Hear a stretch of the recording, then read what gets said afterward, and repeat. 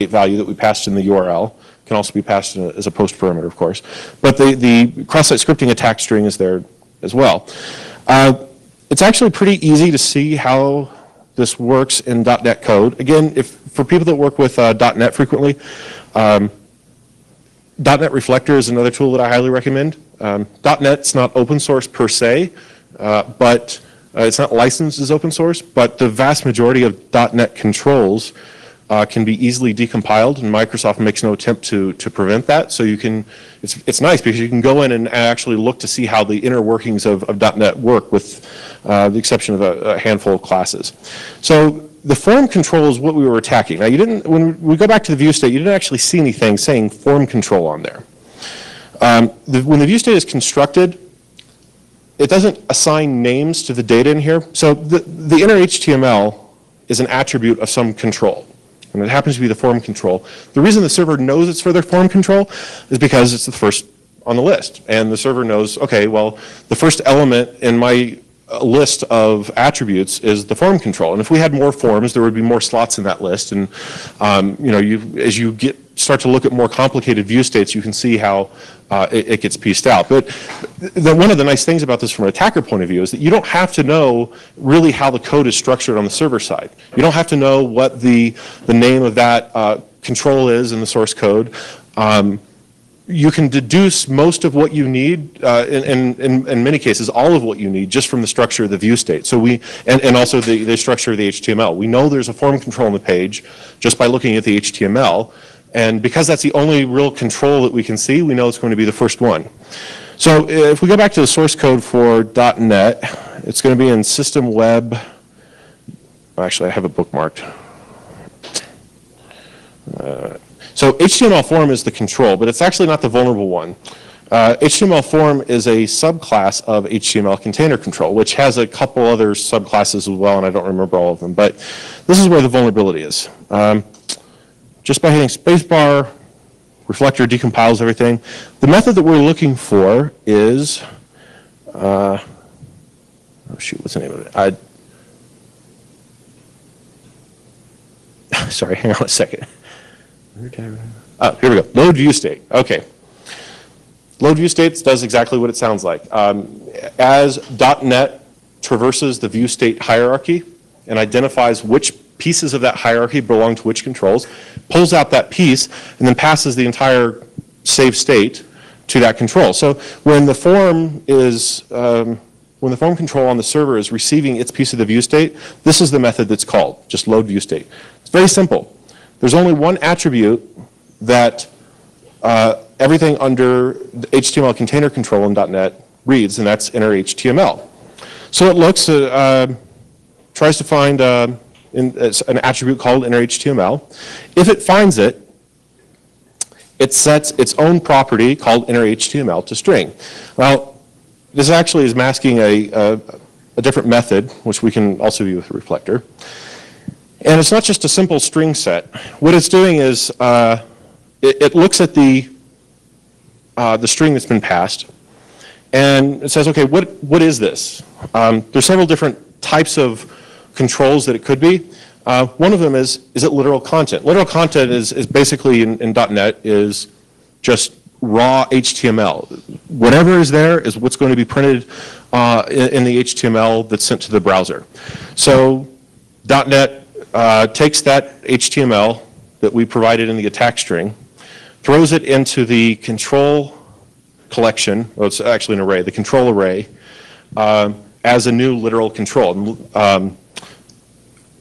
We won't go into the code for this, but basically when the web page is rendered, and Rohini touched on this when she was talking about the view state lifecycle, when the page is rendered by the server, it will recursively go back through the object that it has created, and you could say sort of reconstitute it into HTML or convert it into HTML. And part of that is looking at all the members of that controls array and spinning it back. So basically it will just take that attack string from the view state and throw it directly into the HTML. Because .NET is so much simpler in some regards for how it handles view states, there's a lot less potential for attack. And in many regards, is kind of a credit to Microsoft, in my opinion, because the more complexity you throw into something like a view state, the more opportunity there is for attack. By keeping it simple, just sort of a core functionality of what's really needed, it makes the attack window a lot smaller. So this is still not good, but cross-site scripting is a lot better than stealing, passwords and credit card numbers and things like that. Let's see. So what can you do with this? I hit the wrong button. Hang on. Cross-site scripting, we talked about. There we go. You can use cross-site scripting to steal session data and things like that. You can steal application data from JSF. Can also use it to further exploit other vulnerabilities in an application. So, for example, if you are able to grab the database username and password from using an attack against the JSF view state, there's a lot more possibilities that become open then.